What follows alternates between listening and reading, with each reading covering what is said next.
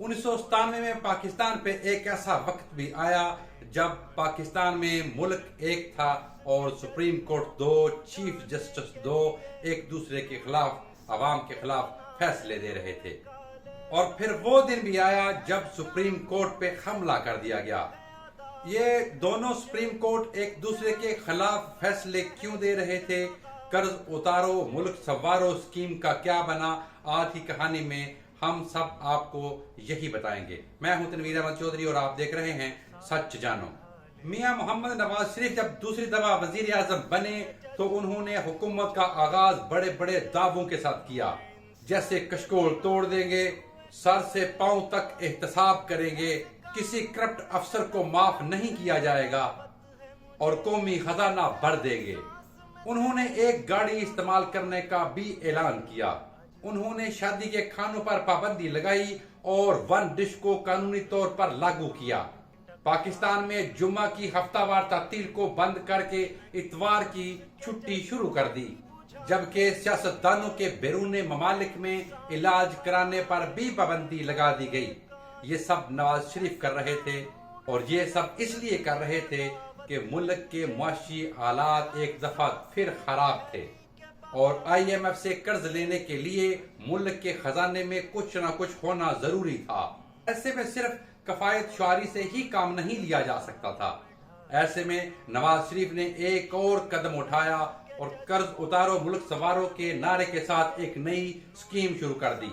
इसके लिए वजीर आजम नवाज शरीफ ने सबसे पहले अपने खानदान से 1 करोड़ रुपया इस स्कीम में जमा करवाया और चंदा इकट्ठा करने वाली इस स्कीम में नवाज शरीफ के बाद पाक फौज के जवानों और अफसरों ने भी अपनी अपनी तनख्वाहें इसी स्कीम में जमा करवा दी।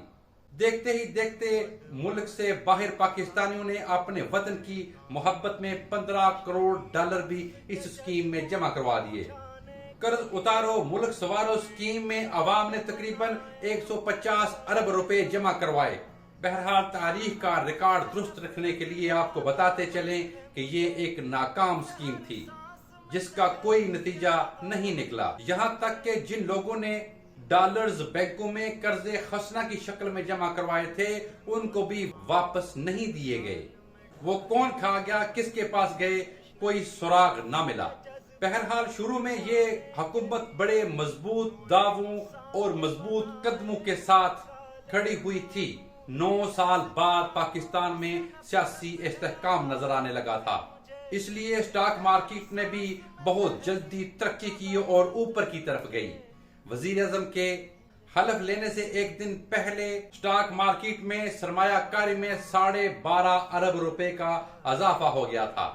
ये एक ऐसी मजबूत हुकूमत थी जिसमें इत्तेहादियों को वजारतें देकर खुश करने की जरूरत नहीं थी। इसलिए वजीर आजम ने बड़ी छोटी काबीना रखी जिसमें सिर्फ 7 वज़राए आजम थे। बाद में उसमें कुछ लोगों को ऐड कर लिया गया, लेकिन वक्ती तौर पे उन्होंने सिर्फ 7 वज़राए आजम की काबीना रखी थी। ये सब काम तो हो रहे थे, लेकिन जो सबसे बड़ा काम हुकूमत कर रही थी या कोशिश कर रही थी वो साबका हुकूमत को बददियानत साबित कर रही थी या साबित करने की कोशिश कर रही थी। यहाँ तक कि नवाज शरीफ ने मोहतरमा बेनजीर भुट्टो के किए गए आलमी मुआहदों पे भी नजरसानी करने का ऐलान कर दिया। दूसरी तरफ मोहतरमा बेनजीर भुट्टो और इमरान खान नवाज शरीफ को 2 नंबर तरीके से आने वाला वजीर आजम कह रहे थे और ये इल्जाम वो फौज पे लगा रहे थे कि उन्होंने ठप्पे लगाकर उनको वजीर आजम की कुर्सी पे बिठाया है, जिसके जवाब में chief of army staff general क़यामत ने खुलकर ये वजाहत की कि फौज के पास ना तो मोहरें थी और ना ही उन्होंने ठप्पे लगाए। मोहतरमा बेनजीर भुट्टो पे पार्टी का दबाव था कि धांधली के खिलाफ एहतजाज की कॉल दी जाए, लेकिन मोहतरमा बेनजीर भुट्टो कहती थी कि मैं किसी और की गेम क्यों खेलूं, जो उनको लेकर आए हैं वो वही मुल्क की हालात ठीक करवाएंगे। ये सब काम करने के साथ साथ नवाज शरीफ ने मोहतरमा बेनजीर भुट्टो जो अपोजिशन लीडर थी उनके साथ मिलकर 12 साल से लटकती हुई हुकूमत पे जो तलवार थी 58(2)B की आइन की उस शिक को भी खत्म कर दिया, जिसको 13वीं तरमीम के नाम पर जाना जाता है। इस 58(2)B शिक को खत्म करने के बाद सदर की کوئی خاص اہمیت نہیں رہ گئی تھی اور ساری پاور وزیر اعظم کے ہاتھ میں تھی۔ اس طرح نواز شریف ایک عملاً ڈکٹیٹر بن چکے تھے، جن کو نہ اپوزیشن کا خطرہ تھا نہ صدر مملکت کا خطرہ تھا۔ تو ایسے میں چیف جسٹس سجاد علی شاہ اور نواز شریف میں چکلش شروع ہو گئی، جس کا نتیجہ یہ نکلا کہ پاکستان پہ وہ شرمناک دن بھی آیا کہ پاکستان میں 2 سپریم کورٹس بن گئیں، 2 چیف جسٹس بن گئے۔ ہوا کچھ اس طرح کہ نواز شریف نے جب حکومت سنبھالی تو اس وقت فرقہ وارانہ دہشت گردی اور بم دھماکے عروج پر تھے، اور نون لیگ کے خیال میں ان کا حل تھا خصوصی عدالتیں۔ لہذا وزیر اعظم نواز شریف نے یہ خصوصی عدالتیں بنانے کا اعلان کر دیا، جس میں وہ جلدی سے جلدی ان دہشت گردوں کو سزا دے سکیں، کیونکہ وہ کہتے تھے کہ یہ فرقہ وارانہ دہشت گرد اکثر عدالتی نظام سے بچ جاتے ہیں اور دوبارہ دہشت گردی شروع کر دیتے ہیں، اور یہ نرم عدالتی نظام ہے۔ نواز شریف نے یہ بل پارلیمنٹ سے پاس کروا لیا، لیکن اس میں ایک مسئلہ تھا۔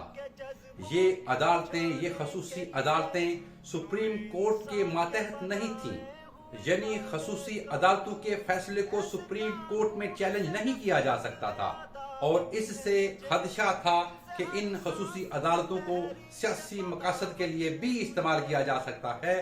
اس لیے چیف جسٹس سجاد علی شاہ نے ان عدالتوں کو مسترد کر دیا، اور یہ نواز شریف اور چیف جسٹس سجاد علی شاہ میں پہلی دراڑ تھی، جس کے کچھ ہی عرصے کے بعد ججوں کی تقرری پہ دوبارہ چپکلش شروع ہو گئی۔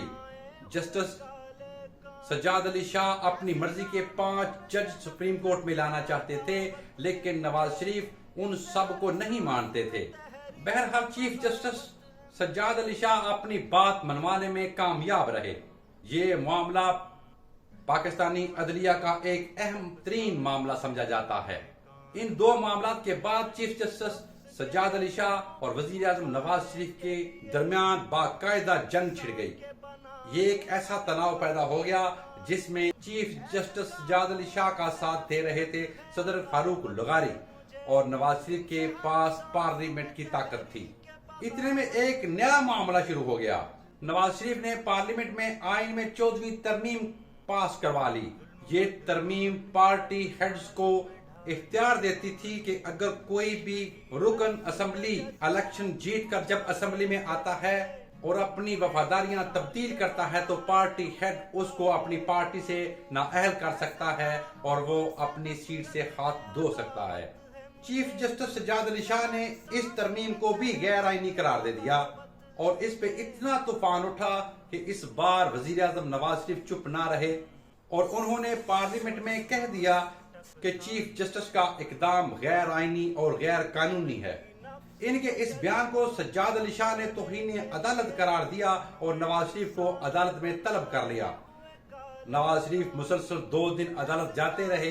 انہوں نے معافی تو نہ مانگی، لیکن ایک تحریری بیان دیا کہ انہیں اپنے اس بیان سے شرمندگی ہوئی ہے، لیکن چیف جسٹس ان کی اس تحریری بیان تک ہی محدود نہیں تھے۔ انہوں نے یہ توہین عدالت کا معاملہ جاری رکھا۔ اس دوران جنرل جہانگیر کرامت بیچ میں آئے اور انہوں نے توہین عدالت کی کارروائی کو 1 ہفتے کے لیے رکوا دیا، لیکن اس 1 ہفتے کے دوران پہلے کوئٹہ سے اور بعد میں پشاور عدالت میں 2 پٹیشنز دائر ہوئیں کہ چیف جسٹس سجاد علی شاہ کی تقرری ہی غیر قانونی ہے، کیونکہ 3 سال پہلے جب وہ چیف جسٹس بنے تھے تو اس وقت وہ سینئر ترین جج نہیں تھے۔ کوئٹہ اور پشاور کی عدالتوں نے سجاد علی شاہ کی تقرری کو معطل کرتے ہوئے انہیں کام سے روکنے کے احکامات جاری کر دیے۔ چیف جسٹس سجاد علی شاہ نے بھی اپنی عدالت لگائی اور اپنے خلاف کیے گئے فیصلوں کو کالعدم قرار دے دیا۔ یوں سینئر ترین ججز آمنے سامنے آ گئے۔ معاملہ یہاں تک بڑھا کہ پشاور کے جسٹس سید الزماں نے چیف جسٹس کی ذمہ داریاں خود سنبھال لی۔ سجاد علی شاہ نے سید الزماں کی بننے والی عدلیہ کو مسترد کر دیا۔ اب حال یہ تھا کہ ملک ایک تھا، عدالتیں 2 تھی، چیف جسٹس 2 تھے، اور دونوں ایک دوسرے کے فیصلوں کو مسترد کر رہے تھے۔ پاکستان کا مذاق بن رہا تھا۔ یہ ایسا معاملہ تھا जो आवाम न समझ रही थी न समझा सकती थी। इस दौरान 28 नवंबर को नवाज शरीफ के तौहीन अदालत के केस के दौरान ही नून लीगी कारकुनों ने अदालत पे हमला कर दिया और ये हुल्लड़बाजी बड़ी दूर तक चली गई। यहाँ तक के चीफ जस्टिस सज्जाद अली शाह को फौजी कमांडोज ने अपनी हिफाजत में उनके घर पहुंचाया। सुप्रीम कोर्ट ने कहा कि नवाज शरीफ के वजीर दाखिला चौधरी शज्जाद इस हुल्लड़बाजी में आगे थे और ये हमला करवाने में भरपूर शिरकत कर रहे थे, लेकिन चौधरी शज्जाद हुसैन अपनी किताब में लिखते हैं कि मैं नहीं बल्कि शरीफ थे जिन्होंने वहां पे कारकुनों को कीमे वाले नान पहुंचाए थे। इस लड़ाई में चूंकि सदर फारूक लगारी चीफ जस्टिस सज्जाद अली शाह के साथ थे, इसलिए उन्होंने नवाज शरीफ को कहा कि आपकी इंतजामिया नाकाम हो गई है, मतलब एक जज को तहफ़्फ़ुज़ देने में नाकाम हो गई है। जवाब में नवाज शरीफ ने कहा कि ये आपकी इंतहा पसंदी है। हालांकि जब यही बयान सदर फारूक लगारी ने मोहतरमा बेनज़ीर भुट्टो के दौरे हुकूमत में दिया था तो मोहतरमा बेनज़ीर भुट्टो की हुकूमत खत्म होने की तरफ इशारा था, लेकिन अब उनके पास कोई ताकत नहीं थी, अब वो कुछ नहीं कर सकते थे। अब वो नवाज शरीफ के साथ उलझने की वजह से बिल्कुल तनहा रह गए थे। ना उनके साथ अपोजिशन थी, ना आर्मी चीफ था, ना हुकूमत थी। बस एक ऐसे जस्टिस थे जिनको उनके साथी जस्टिस ने गैर फाल करार दे दिया था। इसलिए उन्होंने चुपचाप असेंबली से 2 दिसंबर को इस्तीफा दिया और घर चले गए। I have decided to resign from the office of the President of Pakistan.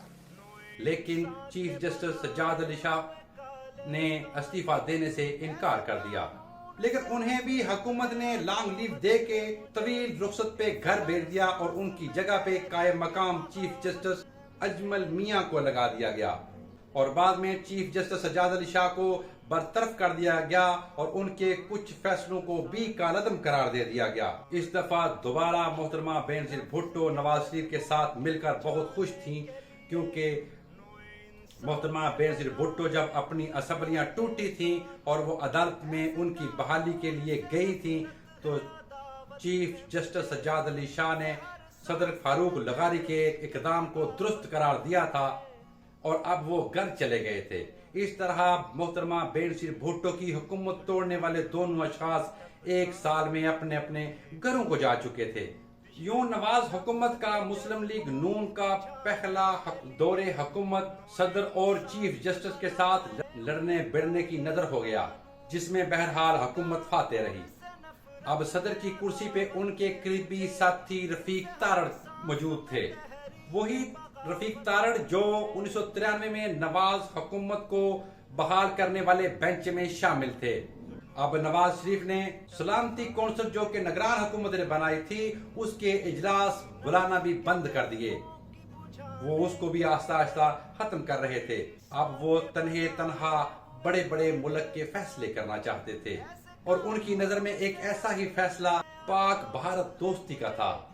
वो भारत के साथ तजारत करना चाहते थे, लेकिन ये दोस्ती वाला फैसला मिसाइलों की दौड़ तक कैसे जा पहुंचा और मिसाइलों की दौड़ भागते भागते एटमी हथियारों तक कैसे पहुंची, पाकिस्तान कैसे एटमी ताकत बना, ये सब हम आपको अगली किस्त में बताएंगे। मैं हूं तनवीर अहमद चौधरी और आप देख रहे हैं सच जानो।